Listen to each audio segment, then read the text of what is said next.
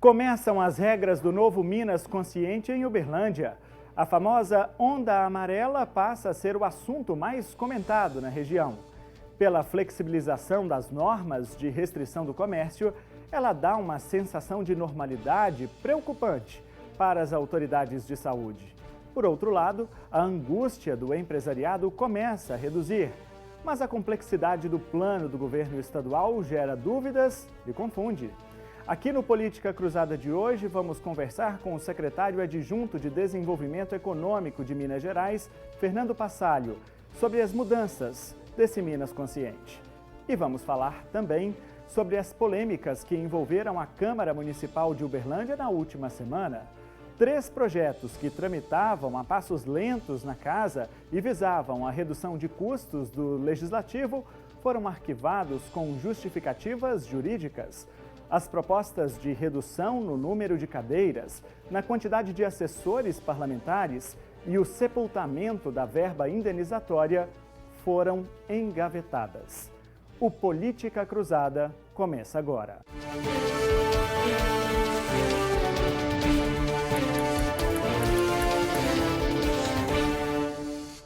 Olá, muito bom dia para você que acompanha a programação da TV Paranaíba aqui neste domingo. Pois é, hoje vamos falar de Minas Consciente e também sobre a Câmara Municipal de Uberlândia. Nesse primeiro bloco, então, o nosso assunto é o novo Minas Consciente, que começou já a valer nesta semana em todo o estado de Minas Gerais. E nós, aqui em Uberlândia, estamos na onda amarela.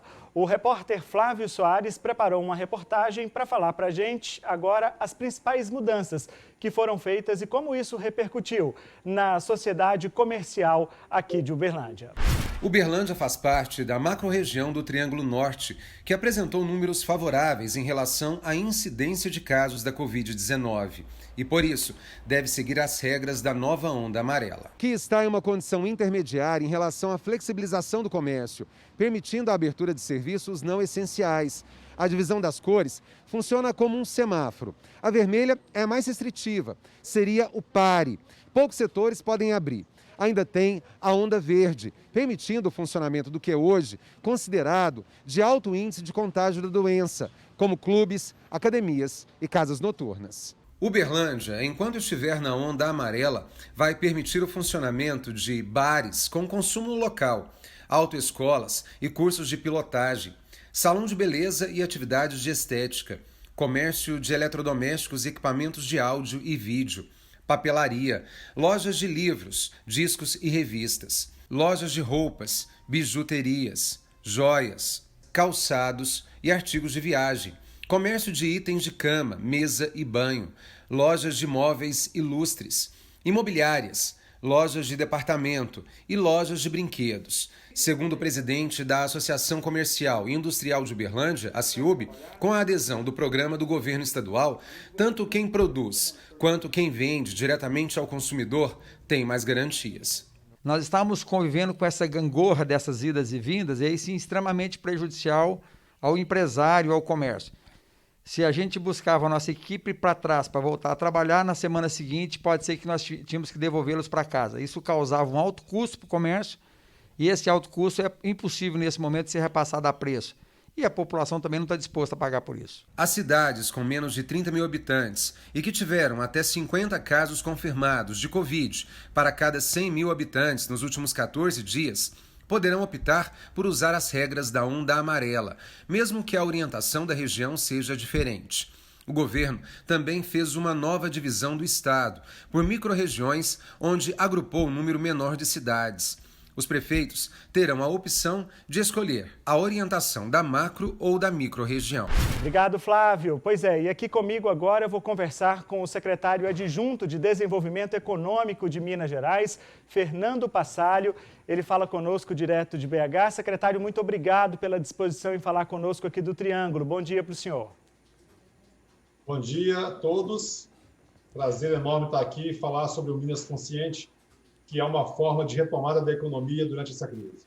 Vamos falar um pouquinho dessas mudanças, porque a gente teve, entre outras coisas, aquela flexibilização para os municípios menores, né? Os que têm menos de 30 mil habitantes e que têm menos de 50 casos confirmados por 100 mil habitantes nessa matemática que é feita aí. Na semana passada, eu conversei aqui no Política Cruzada com o presidente da AMM. A AMM, aliás, que participou da elaboração desse novo Minas Consciente. E uma alegação do presidente Gilvan Lacerda é que eles queriam que essa faixa fosse um pouquinho maior, chegasse aos municípios de até 50 mil habitantes. O que o governo considerou para fazer esse recorte de 30 mil e há a possibilidade, em novas versões do plano, estender essa faixa? Ótimo. Pois é, o que foi considerado nessa etapa foi justamente um estudo realizado pela equipe técnica da Secretaria da representatividade do número de empresas que possuem, que estão presentes nesses municípios até 30 mil habitantes. Então, fizemos um trabalho em que, se a gente pegar todos os municípios de até 30 mil habitantes e pegarmos o número de empresas e o número de trabalhadores nessas empresas, o valor é menos expressivo.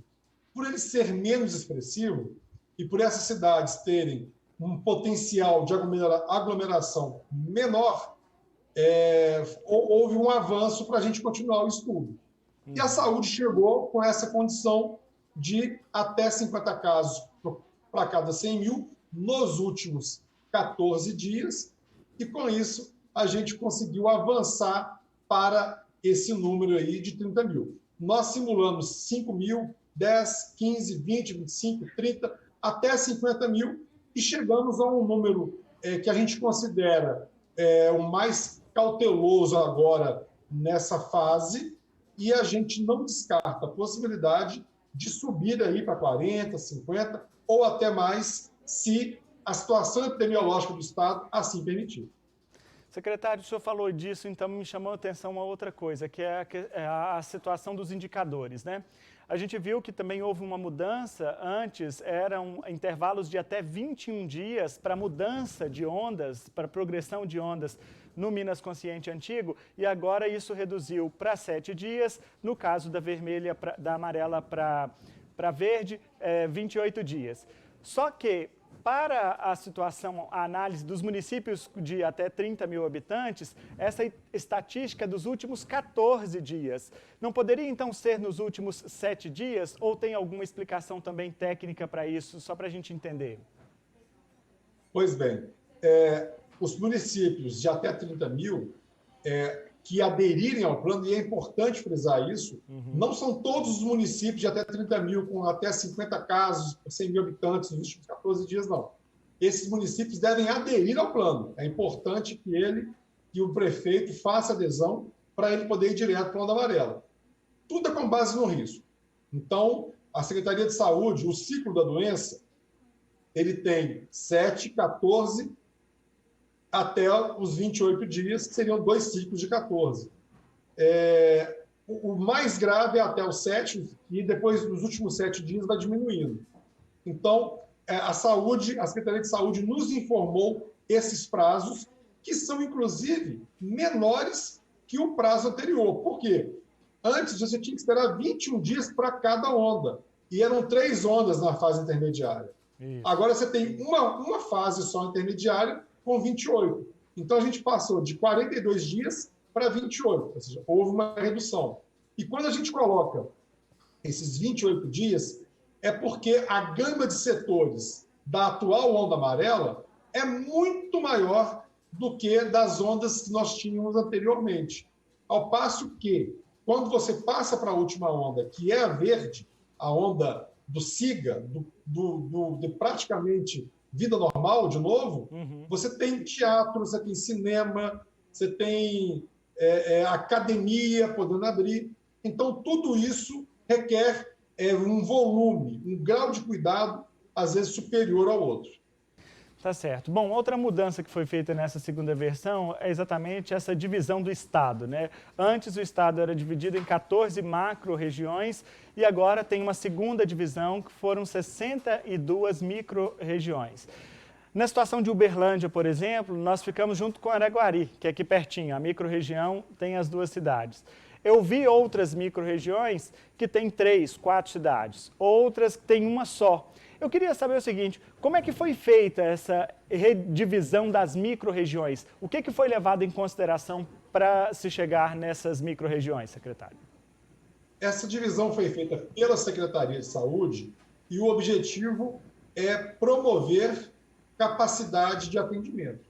Você pega sempre uma cidade polo e pega as cidades satélites ali, as cidades que norteiam, são limítrofes e que dependem de uma, depende da outra, para que a gente tenha um microsistema de saúde para atendimento dos casos.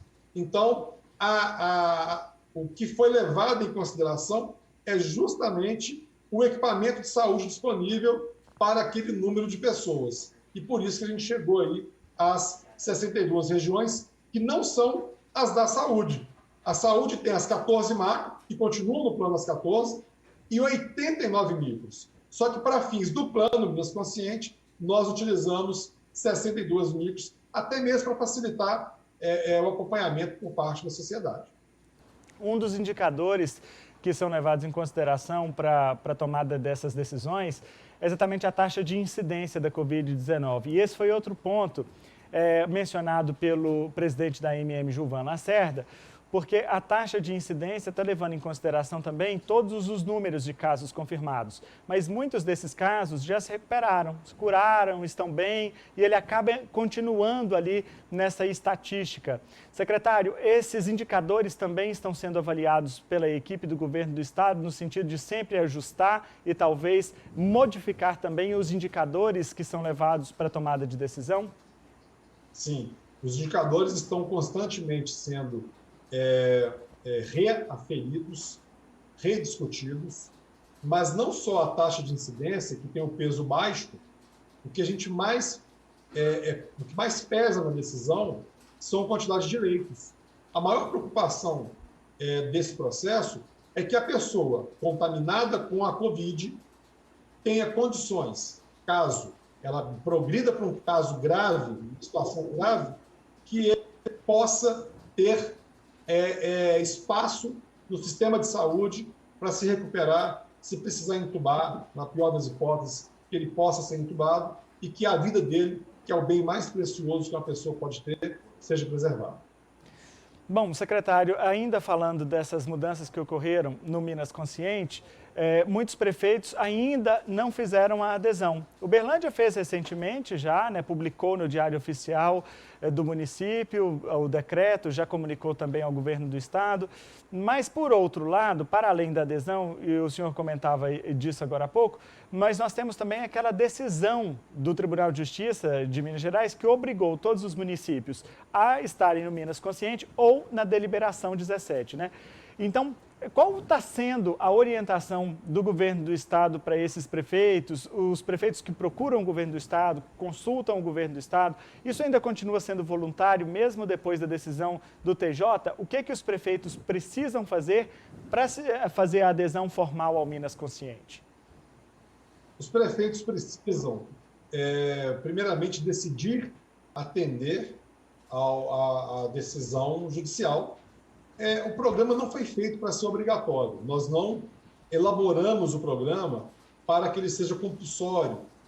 O Estado não está impondo nada a prefeito algum.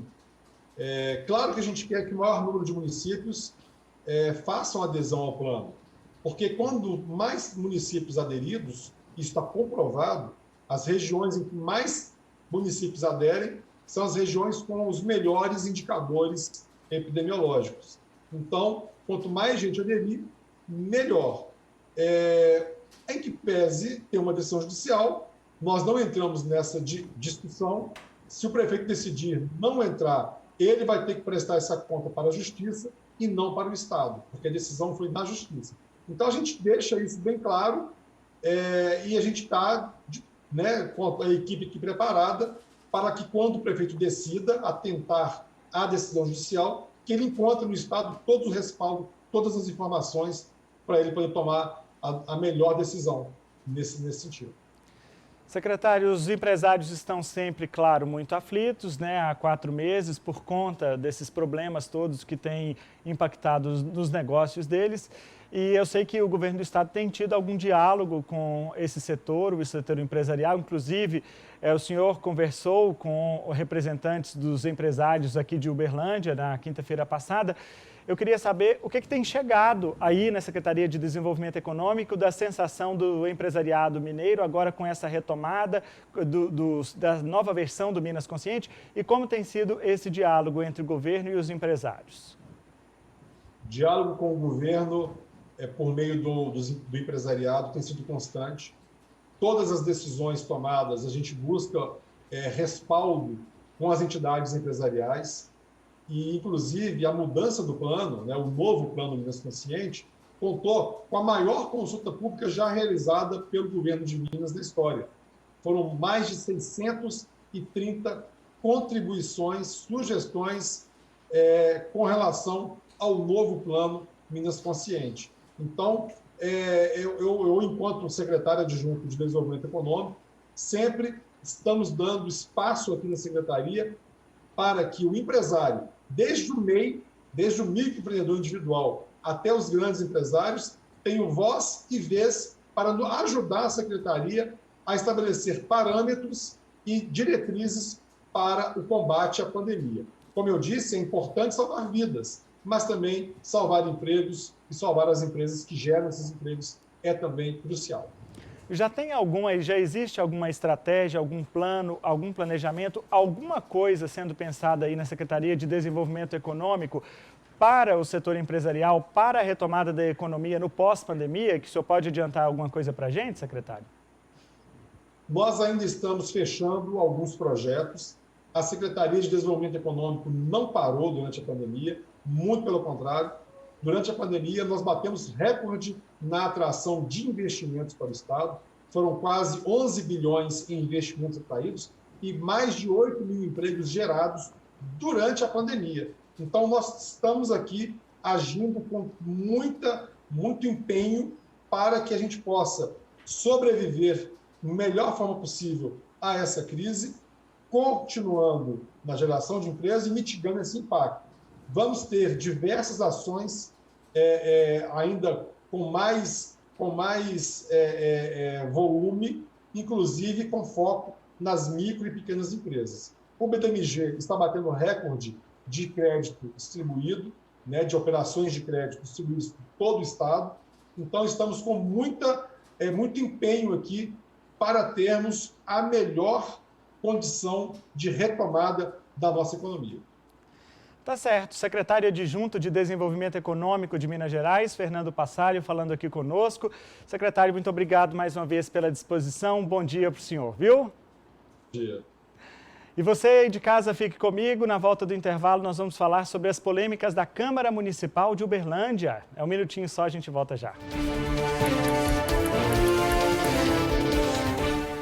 Estamos de volta aqui no Política Cruzada deste domingo, agora para falar um pouquinho sobre a Câmara Municipal de Uberlândia. Nesta semana, a TV Paranaíba exibiu várias reportagens sobre projetos que tramitavam na casa para tentar diminuir um pouco os custos do Legislativo. Mas por questões jurídicas, todas essas propostas foram arquivadas. Uma delas é sobre a redução na quantidade de cadeiras do Legislativo. Hoje, Uberlândia tem 27 vereadores. A proposta que até então tramitava na casa era reduzir esse número para 21. Vamos acompanhar a reportagem que eu fiz nesta semana que conta os detalhes desta história. Nas ruas, alguns não têm dúvida. 21 vereadores são mais que o suficiente para representar a população de Uberlândia. Não tem necessidade de tanta gente lá. Só ajudaria bastante a cidade e diminuiria o dinheiro que gastaria com eles lá. Com poucos vereadores que realmente interessassem pela nossa cidade, eu tenho certeza que Uberlândia continuaria sendo a grande cidade que ela é. Mas a Câmara Municipal pensa diferente. Quer manter as 27 cadeiras no Legislativo. O argumento foi dado pela Procuradoria da Casa a pedido da mesa diretora. Desde o fim do ano passado, tramitam a proposta de reduzir de 27 para 21 o número de vereadores para a próxima legislatura. Nesta semana, a proposta recebeu um parecer da assessoria jurídica pelo arquivamento do projeto. Nosso entendimento foi pela inconstitucionalidade. Inicialmente pela questão da iniciativa, que caberia a toda a mesa diretora, o que não foi feito. E no segundo momento, no que diz respeito à redução dos vereadores, até porque a própria Constituição ela impõe um limite de até 27. A quantidade é definida pelo tamanho da população. Uberlândia entra na faixa das cidades que têm entre 600 e 750 mil habitantes e poderia ter, no máximo, 27 vereadores, exatamente o que existe hoje na casa. Mas esse especialista em direito constitucional e eleitoral explica que não há uma quantidade mínima de parlamentares e reduzir esse número não fere a Constituição brasileira. Uberlândia, por exemplo, que hoje tem 27 vereadores. Se Uberlândia, através da sua lei orgânica municipal, reduzisse de 27 para 9, que é o número mínimo, nós diríamos que há um déficit de representatividade, porque seria um intervalo muito grande, uma distância muito grande entre os 27, que são o limite máximo, e aquilo estabelecido pela Constituição Federal. Agora, quando nós olhamos para uma redução de 27 para 21, nós não entramos neste déficit de representatividade, porque todos os munícipes seriam representados por estes 21 vereadores. Das 11 cidades do país que poderiam ter 27 vereadores, só 3 estão nesse limite. Uberlândia, Jaboatão dos Guararapes, que fica no Pernambuco, e Ribeirão Preto, no interior de São Paulo. Mas Ribeirão, que fica a 250 quilômetros de Uberlândia, já alterou a quantidade e, a partir do próximo ano, terá 22 cadeiras. É um número consciente, ponderado, equilibrado pelo tamanho do município. Existem muitos fardos financeiros que essa cidade carrega faz tempo, que a população carrega faz tempo, e a gente tem que ir aos poucos tirando esses fardos. Das outras cidades que têm entre 600 e 750 mil habitantes, todas têm menos de 27 parlamentares. Por trás dessa discussão jurídica sobre a quantidade de cadeiras aqui na Câmara Municipal estão as eleições municipais deste ano. É que, desde o começo de 2020, os partidos já vêm se organizando para disputar as 27 cadeiras da casa, e não apenas 21. E os parlamentares que estão aqui também vão tentar a reeleição e sofrem pressões das lideranças partidárias para manter a quantidade de vagas e não aumentar a concorrência pelo Legislativo. O vice-presidente da Casa reconhece que a disputa eleitoral exerce influência sobre os parlamentares e compromete a decisão dos colegas. Todos os partidos já se prepararam para uma eleição de 27 vereadores, né? Cada partido ele pode formar uma chapa de até 1,5 vezes quantidade de vereadores, então cada partido pode ter até 41 candidatos. E, de acordo com essa quantidade, é o que vai dar margem para garantir algumas cadeiras. Reduzindo isso, muita gente terá que ser cortada, terá que ser reduzida, e eu não tenho dúvida que isso pode ser um problema para as lideranças partidárias. Mas essa matemática eleitoral custa caro. A redução de 6 cadeiras no Legislativo de Uberlândia poderia trazer uma economia de aproximadamente 5,5 milhões de reais por ano, só com salários de vereadores e assessores deles.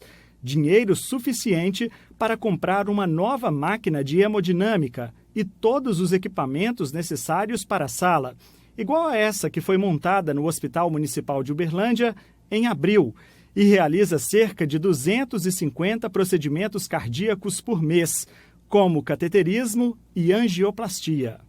Mas, para isso, pelo menos 4 dos 6 vereadores que compõem a mesa diretora devem apresentar um novo projeto para reduzir a quantidade de vereadores. Aí, então, agora nós vamos conversar com a historiadora, cientista política, Ângela Liberati. Vai falar conosco agora. Ângela, muito obrigado pela sua presença aqui no Política Cruzada. Um bom dia para você. Bom dia, é um prazer estar aqui com você. Bom, Ângela, havia uma proposta aqui na Câmara de Uberlândia, portanto, para reduzir a quantidade de vereadores. Hoje são 27 para 21. Considerando a Constituição Federal, nós estamos na faixa entre 600 e 750 mil habitantes e nós poderíamos ter até 27 parlamentares. Uma das justificativas apresentadas pelo Legislativo foi que poderia comprometer a representatividade dessa população. Eu queria saber a sua opinião. Qual é o número adequado? Quanto representa a população? Quantos vereadores precisaríamos ter numa cidade de aproximadamente 700 mil habitantes como Uberlândia? Bom, primeiramente, a Constituição possibilita que se tenha até um número X por habitante. Isso não significa que a cidade precisa ter isso tudo, não é? Aí fica sob a responsabilidade da própria Casa Legislativa determinar quantos vereadores são necessários para que a cidade se sinta representada. Então, é um problema que é possível legalmente, mas não necessariamente, porque a realidade das cidades é muito diferente. As cidades com poucos habitantes e que têm um recolhimento de tributos maior ou menor. Então, é por isso que a Constituição deixa bem claro que é a Casa Legislativa que vai determinar o número de vereadores necessário, porque não é só questão da representatividade, porque se esses vereadores são eleitos, 5 vereadores conseguem representar a cidade toda, certo? Mas é a questão também de entender a possibilidade dos gastos que essa Casa Legislativa vai produzir para a cidade. Porque também há uma obrigatoriedade do Executivo de repassar o duodécimo, né, para as câmaras municipais, o que não significa que a Câmara precisa gastar tudo. A Câmara pode devolver esse dinheiro à cidade, devolver esse dinheiro ao Executivo. Então, não é porque está na lei que obrigatoriamente a Câmara Municipal precisa ter esse número enorme de representantes e esse gasto enorme que pesa aos cofres públicos, né? Uma coisa está na lei, outra coisa é a necessidade de cada realidade urbana, não é? Uhum. Agora, do ponto de vista político, você acredita que isso pode comprometer alguma coisa no sentido de tentar enfraquecer o Legislativo e fortalecer o Executivo com um número menor de vereadores ou não? Ou isso não muda nada porque, independente da quantidade de vereadores, a depender da política e do arranjo feito pelo Executivo, isso vai acontecer de qualquer forma? Eu acho que não compromete, porque o que a gente entende, que eu acho que as pessoas têm que entender, o cidadão tem que entender, que o poder de Estado ele é constituído por várias funções. Então, no município, a função legislativa e a função executiva, eles devem ser um composto para que, óbvio, fiscalizem uns aos outros, mas que tem que ser harmônica, né? Então, você não pode ter um legislativo completamente contrário ao executivo. Você tem que ter um legislativo que fiscalize as obras do executivo. Mas não acho que o número de pessoas possa comprometer. O que eu vejo normalmente é que o legislativo hoje, ele, da forma como ele vem atuando, ele não é tão democrático assim, né? Porque muitas vezes essa disputa entre legislativo e executivo atrapalha o andamento do governo da cidade. Quando eu digo governo, eu estou dizendo dessa composição, legislativo e executivo. Não há como governar sem essa composição. São poderes que juntos compõem o governo de uma cidade, não é? Uhum. Então, o número não importa, eu acho que o que importa é uma consciência de todos, inclusive de vereadores, prefeitos, cidadãos, o quanto a cidade pode despender com isso, quanto a cidade tem condição de gastar com isso, o que é que a cidade precisa, o que é que os bairros dessa cidade precisam. E aí, então, compor dignamente um formato que atenda. Qual é o objetivo? Atender a sociedade, atender as demandas sociais. Então, essa composição teria que ser feita em conjunto. Então, o executivo dizer o quanto ele poderia despender e o legislativo entender quantas são as pessoas necessárias para atender as demandas sociais. Porque, a meu ver, é um número excessivo que a cidade tem. Né? Não há o que se faz. E outra coisa também, que é uma questão da gente pensar. Esses proventos pagos aos vereadores, isso vem do modelo da democracia grega, não é? Quando Péricles entendeu que se não houvesse uma mistoforia é o pagamento desses proventos para que um cidadão execute as tarefas públicas, né? E isso foi estabelecido na Grécia, na democracia ateniense, pelo fato de se entender que se as pessoas mais pobres não recebessem alguma coisa, elas não poderiam participar, isso não seria democracia, né? Mas era só uma questão de que a pessoa vai se afastar dos seus afazeres completamente para prestar um serviço público. E o que a gente vê muitas vezes é que o vereador alega que ele tem também os seus afazeres. Então, ele deveria abrir mão dos proventos, porque esse gasto que o cidadão tem, porque é a cidade que está gastando com essa Câmara Municipal, com cada um dos vereadores e com todos esses assessores que se montam. Então, o que o vereador deveria entender é, se ele recebe, se ele tem uma enormidade de assistentes, ele não deveria exercer outra função. Ele deveria ficar à disposição da cidade. Então, o argumento de que precisa um número maior de vereadores para executar todas as tarefas legislativas não se sustenta. Porque ele tem assessores e ele ganha para se dedicar à cidade. Então, é um argumento que não se sustenta, não é racional o argumento que você precisa aumentar o número de vereadores para fazer todas as tarefas, certo? Então, são questões que a gente tem que discutir e são reformas que a gente precisa ver no Brasil, reformas políticas urgentes, porque a Câmara dos Vereadores, dessa forma que ela tem atuado, isso eu falo no geral, nas cidades em geral, ela está deixando de ser o representante da democracia. A meu ver, algumas práticas legislativas mostram justamente o contrário. Em vez de a gente ter a porta de entrada da democracia, que seria o vereador, a gente tem justamente o impedimento da democracia. Né? Então, há uma questão aí séria, política, que há que ser repensada. Principalmente agora, né? Nós vamos passar por um momento, Ângela, no pós-pandemia, onde os recursos públicos estarão cada vez mais escassos, até mesmo porque a atividade econômica está reduzida, e quanto mais a gente conseguir economizar para aplicar nas áreas que serão cada vez mais importantes e necessitadas, seria melhor. Bom, outra proposta que a Câmara arquivou nesta semana, Ângela, foi uma ideia que se tinha na casa desde o começo do ano de reduzir a quantidade de assessores parlamentares que cada vereador aqui tem. Dos 27 vereadores, cada um tem direito a 15 assessores parlamentares.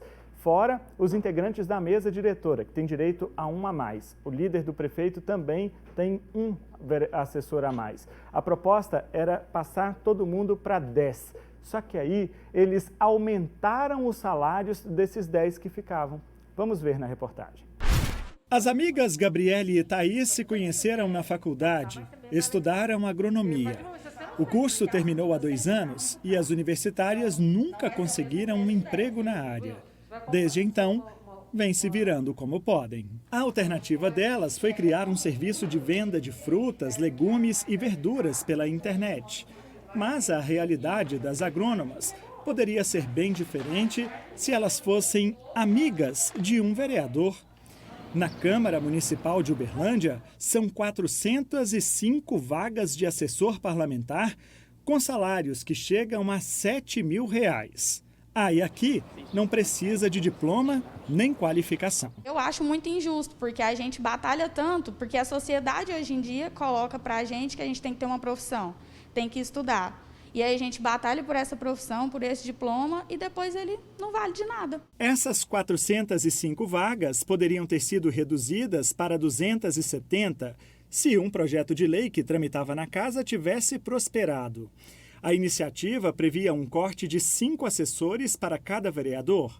Hoje, cada parlamentar tem direito a 15 auxiliares. A proposta reduziria para 10. Apesar de diminuir a quantidade, a proposta da casa aumentava os salários dos assessores. Os 15 auxiliares ganham de R$ 1.500 a pouco mais de R$ 7.000, dependendo da função que desempenha. Com a mudança que estava tramitando na casa, os 10 assessores ganhariam entre R$ 1.800 e R$ 7.200, aumento de 35%. Em média, os salários dos assessores custam para a Câmara cerca de R$ 1,5 milhão de reais por mês. Com essa redução na quantidade, mas reajustando os salários, o custo passaria para pouco mais de R$ 1.100.000. O jornalismo da TV Paranaíba fez os cálculos de quanto o Legislativo poderia economizar se a mesma proposta fosse apresentada, mas sem aumentar os salários dos assessores. Nesse caso, a despesa seria de pouco mais de R$ 750 mil. Em um ano, a economia da Câmara passaria dos R$ 9 milhões. Dinheiro para construir 5 unidades básicas de saúde da família, de 590 metros quadrados cada uma, igual a esta que está sendo feita no bairro Shopping Park. Juntas, as unidades poderiam atender 75 mil pessoas. Os altos salários de assessores e a quantidade exagerada acabam incentivando a prática de crimes conhecidos no legislativo brasileiro. No prédio da Câmara de Uberlândia, os pequenos gabinetes dos vereadores não comportam nem 5 pessoas. 15, então, é impensável. Por falta de ter o que fazer, muitos são fantasmas, ganham, mas não trabalham. Outros topam fazer a chamada rachadinha, que repassa parte do dinheiro ao patrão. Em maio, a Promotoria de Justiça começou a investigar esses casos. Os 6 parlamentares que integram a mesa diretora da Câmara ainda podem rever essa situação. É que, segundo a Procuradoria-Geral aqui do Legislativo, a mesa diretora pode apresentar uma nova proposta. E aí, pelo menos do campo de vista jurídico, ela pode voltar a ser discutida aqui pelos parlamentares da Casa. Desde que haja o interesse da mesa diretora, todos esses projetos que tiveram pareceres contrários, eles podem dar início normalmente, sem nenhum impedimento, desde que não haja, nessa segunda discussão agora, a questão do aumento do salário, em decorrência da Lei Complementar 173. Aí então, Ângela, a Câmara de Uberlândia quis diminuir a quantidade de assessores, porém aumentava os salários dos 10 que ficariam. Qual a importância dos assessores parlamentares, Ângela? E realmente é necessária essa quantidade de assessores para cada vereador, no seu ponto de vista?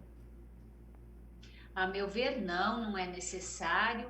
É um gasto excessivo que nem deveria estar sendo discutido nessa época de pandemia, que é uma época de exceção política, e que a sociedade olha para os seus representantes e espera uma resposta adequada, que atenda aí às necessidades da sociedade, né?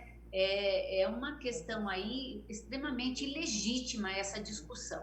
Porém, a meu ver, deveria haver uma reforma política nos poderes legislativos como um todo, mas principalmente na Câmara Municipal, que é onde a gente está mais próximo do político que nos representa, a gente pode encontrá-lo, pode conversar com ele, que deveria ser. As câmaras municipais não deveriam deixar livre, ou pelo menos não deveriam escolher esse modelo de que cada vereador tenha os seus assessores, principalmente nesse número exagerado. Eu não vejo nem atividade para tanto assessor. Eu vejo mais isso como um cabide de emprego para os cabos eleitorais desses vereadores, não?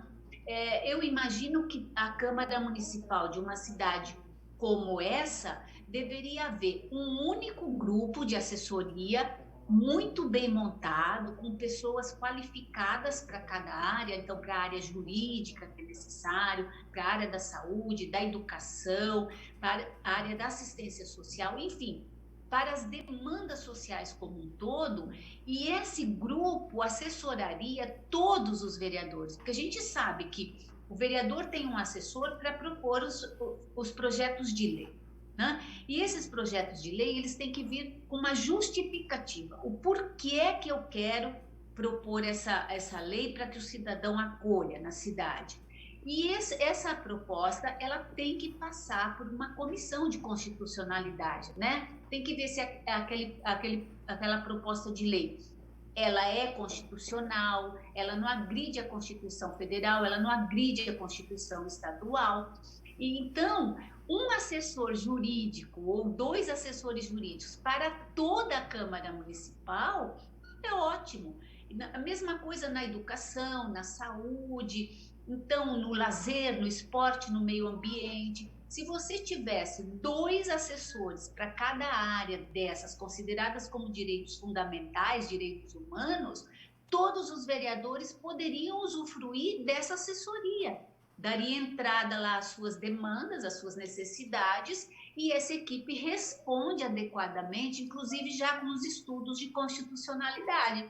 Seria uma economia imensa, não é para a Câmara a economia, é para a sociedade. Então, um vereador que se diz democrata, representante da cidade, mas que num momento desse despende um gasto enorme com isso, não é democrático, não é um representante adequado para a população.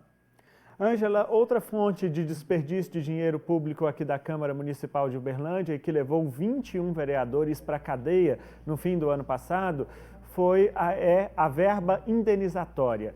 E essa verba está suspensa desde o escândalo que levou esses parlamentares à prisão, mas havia na casa um projeto tramitando para colocar fim definitivo na verba indenizatória. Mas também essa proposta foi arquivada. Vamos assistir a reportagem. Muitos nem sabem o que é. Verba indenizatória, eu juro que eu estudei pouco, amigo, eu não sei. Não sei. Não sei. Verba indenizatória, não sei o que é. Alguns arriscam. Indenizar alguma coisa, né? Só que eu não sei o objetivo disso. Quem nunca esquece e conhece muito bem a verba indenizatória são os políticos. Aqui na Câmara de Uberlândia, sai vereador, entra vereador e o dinheiro extra continua sendo uma ausência sempre presente. Nesta semana, a assessoria jurídica da casa encontrou uma justificativa para arquivar o projeto que acabava definitivamente com o benefício dos parlamentares. A verba indenizatória é comum nos legislativos do país. Prevista pela própria Constituição Federal, o dinheiro é usado para custear as despesas que os parlamentares têm para trabalhar, como material de escritório, combustíveis e manutenção de veículos. Em Uberlândia, ela também bancava a propaganda dos vereadores. Até dezembro passado, cada parlamentar tinha direito a gastar até R$10 mil por mês com esse benefício. Mas o Ministério Público descobriu que a maioria estava desviando o recurso, usando notas fiscais frias e até gráficas de fachada. Segundo a promotoria, oficialmente, os vereadores informavam que estavam fazendo panfletos com a publicidade do trabalho parlamentar, mas, na verdade, embolsavam a grana. E era muito dinheiro. Cada vereador tinha até R$120 mil por ano para gastar com a verba indenizatória. Mais de R$3.200 mil era o total que a Câmara podia gastar com a ajuda de custo. Segundo o Ministério Público, 13 gráficas estavam envolvidas no esquema. 21 vereadores foram presos. A maioria ficou 30 dias na cadeia e teve os mandatos suspensos pela Justiça. Mais tarde, 14 foram cassados pela Câmara. 6 renunciaram depois de confessar o desvio do dinheiro e fazer um acordo com a promotoria. 17 denúncias foram apresentadas contra os parlamentares por crime como falsidade ideológica e lavagem de dinheiro.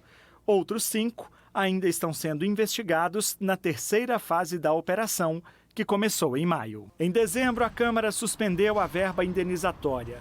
A medida foi assinada pelo presidente em exercício da casa, na época, vereador Vilmar Rezende, de dentro do presídio. O Ministério Público sugeriu que ela fosse extinta. No começo do ano, 9 parlamentares apresentaram uma proposta para acabar de vez com ela, mas foi arquivada. Com a extinção do projeto que previa o fim definitivo da verba indenizatória, ela pode voltar nos mesmos moldes antigos a qualquer momento, por iniciativa da mesa diretora. Só que uma avaliação interna dos parlamentares, não há neste momento um ambiente favorável para isso. Eles pensam agora em discutir uma proposta alternativa, uma verba indenizatória com valor menor e toda licitada. Pela nova proposta, a Câmara contrataria uma empresa de locação de veículos, disponibilizando um carro para cada parlamentar. Além disso, seria liberado até R$1.000 por mês com combustíveis em posto também contratado pela Câmara. Ela também ficaria responsável pelo fornecimento de materiais de escritório usados nos gabinetes dos vereadores. Nos bastidores do Legislativo, uma coisa parece já estar definida. Para voltar a se falar no fantasma da verba indenizatória, a Casa precisa incluir no mesmo pacote a redução de assessores e de vereadores, que também foram arquivadas. Pois é, Ângela. Bom, a gente sabe que é constitucional a verba indenizatória, as casas legislativas do país todas as têm, mas aqui em Uberlândia gastava-se muito deliberadamente com a propaganda parlamentar, atividades de gráfica, a escolha do vereador, sem licitação, sem comprovação de nada, e deu no que deu, muitos acabaram presos. Eu queria que você explicasse para a gente se essa verba indenizatória tem, de fato, algum papel importante nas câmaras brasileiras e qual seria, talvez, um modelo adequado para se usar isso com racionalidade, com a devida fiscalização. Eu penso que se a Câmara Municipal ela tem um orçamento que é anual, mas que mensalmente o dinheiro entra na Câmara Municipal, eles deviam se programar e reservar parte desse orçamento, que é o 12º, já para essas questões que são questões de exceção. Porque verba indenizatória já está dizendo indenizar alguma coisa, algum episódio, alguma ocorrência. E a Câmara, ela deveria reservar um X no seu orçamento para isso, como todos fazem, não é? Eu acho que isso deveria ser tirado, não deveria ser uma lei, não deveria ser possível. Tudo aquilo que a sociedade não tem controle dentro de qualquer instituição estatal deveria ser abolido. A ideia inicial é que nós somos uma república. E como o nome diz, é uma res pública, ou seja, é uma coisa pública. Tudo que se faz na cidade, toda verba que tem, toda arrecadação, é coisa pública. E, portanto, se o público não compreende, se é algo que não é acessível, que não é transparente, deveria ser abolido. Eu acredito que essa verba não deveria existir, tanto é verdade que isso é usado indevidamente, que aí aconteceu esse episódio, eu acho que é comum em outras câmaras municipais, porque é um dinheiro que entra e que as ações para o uso dessa verba, elas não são justificáveis. O que significa que ela deveria ser uma raridade e não uma constância nas câmaras municipais. A meu ver, nessa reforma política que eu espero que aconteça no Brasil, definitivamente, isso deveria ser abolido. As instituições têm que se organizar e elas têm que prever o seu custo. É para isso que existe um orçamento anual. Você faz um orçamento e para prever já as instabilidades que possam ocorrer. E não você ter um orçamento anual, ter um gasto absurdo e ainda ir repondo essa verba constantemente. Ângela, a gente sabe que a grande ameaça dos políticos são as eleições. E este ano tem eleições municipais. Daí a gente tem uma outra situação que é o ego deles, a concorrência, a dificuldade da concorrência. A gente falava no início dessa conversa sobre a questão da quantidade de vereadores das câmaras. Caso houvesse uma redução, claro que a concorrência iria aumentar nas eleições. Caso a redução dos assessores também acontecessem, eles teriam um número menor de cabos eleitorais para pedir votos nessas eleições. Isso tudo, de fato, compromete a estrutura da campanha desses parlamentares. Mas eu penso que eles também precisam ficar de olho em como que a sociedade tem visto essas ações, porque o juiz final é o povo. É uma questão que eu penso que as mídias sociais e a televisão tem um papel importantíssimo nisso, ainda é um veículo muito poderoso, eu entendo assim, já adquiriram o hábito de divulgar muitas coisas, né? A estrutura do Estado, como funciona, o que é uma campanha política, certo? Já a lei eleitoral já tem proibido uma série de coisas que antes se fazia e se gastava absurdamente. Eu penso que, primeiro, esse fundo eleitoral, que é extremamente polêmico, ele também pode desaparecer e os partidos se organizar para fazer essas campanhas. Agora, quanto aos políticos, a gente vê campanha, por exemplo, de vereador prometendo que vai trazer indústria para a cidade. Olha, só se ele carregar a indústria, porque não é função dele. Então, quanto mais a mídia expor o que é que o vereador tem que fazer, melhor a sociedade tem condições de escolher aquelas pessoas adequadas.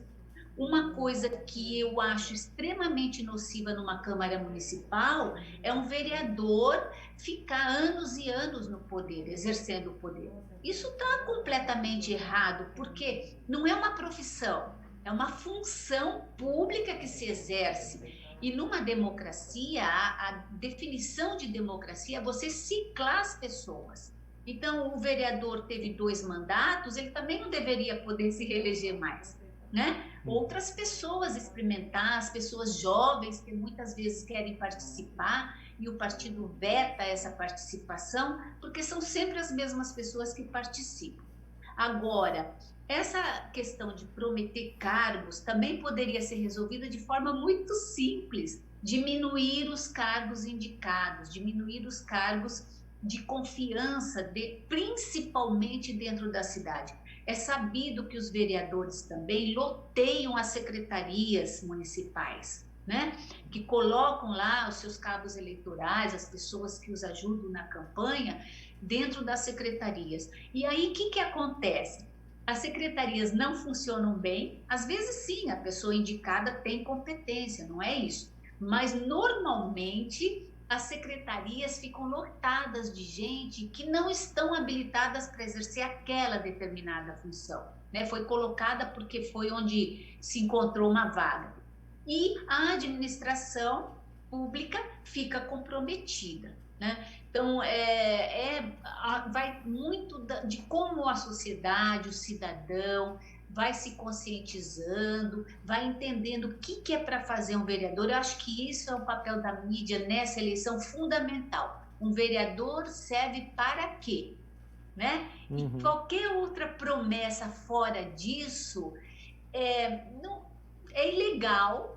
Se você tivesse aí um PROCON para o eleitor, né? Ele reclamar aí, ele poderia ler, ouvir as propostas, gravar essas propostas e em algum órgão reclamar, né? Seria bom aí um PROCON de eleitores, porque cada um deve dizer apenas aquilo a que se propõe o cargo. O eleitor é obrigado a votar no Brasil, né? Mas o candidato não é obrigado a ser candidato. Então, a gente tem que inverter essa situação. É o candidato que tem que nos dar a satisfação, é o candidato que tem que conhecer as funções às quais ele está se candidatando e não jogar para cima do eleitor depois dizendo: o vereador foi preso, a culpa é do eleitor. Não, a culpa não é do eleitor. A pessoa se candidata a um cargo, ela tem que saber o que ela tem que fazer lá dentro, né? E o eleitor, ele não disse na campanha política: olha, eu vou usar indevidamente essa verba que eu posso usar, mas eu vou usar indevidamente. Ele não disse isso em campanha. Então, jogar para cima do eleitor que a Câmara Municipal não funciona porque ele votou errado, isso é uma outra estratégia que não se sustenta. Isso tem que ser divulgado para o eleitor. O eleitor escolhe baseado naquilo que a pessoa propõe enquanto candidato. E aquilo deveria ser cobrado dele. O mandato no Brasil também tem um problema, porque ele desvincula o mandatário daquele que o elegeu, né? Então ele fica livre para fazer o que quer, não dá satisfação e ainda por cima a gente, eleitor, vai ficar sendo responsável por aquilo que eles fazem de ilegal dentro da instituição. Tá certo. Ângela Liberati, historiadora, cientista política, falando aqui com a gente. Ângela, olha, muito obrigado pela sua disposição. Mais uma vez, falar aqui ao público do Triângulo Mineiro. Ano de eleições municipais, eu vou contar muito com a sua colaboração e essas aulas aqui pra gente, viu? Claro, a política sempre é fascinante, uma política bem feita, né? Parabéns pela iniciativa e todos vocês aí da cidade. Muito obrigado. E a você de casa também, o meu muito obrigado pela companhia aqui no Política Cruzada deste domingo. A gente se encontra na programação da TV Paranaíba ao longo da semana e, claro, no domingo que vem. Uma boa semana para você.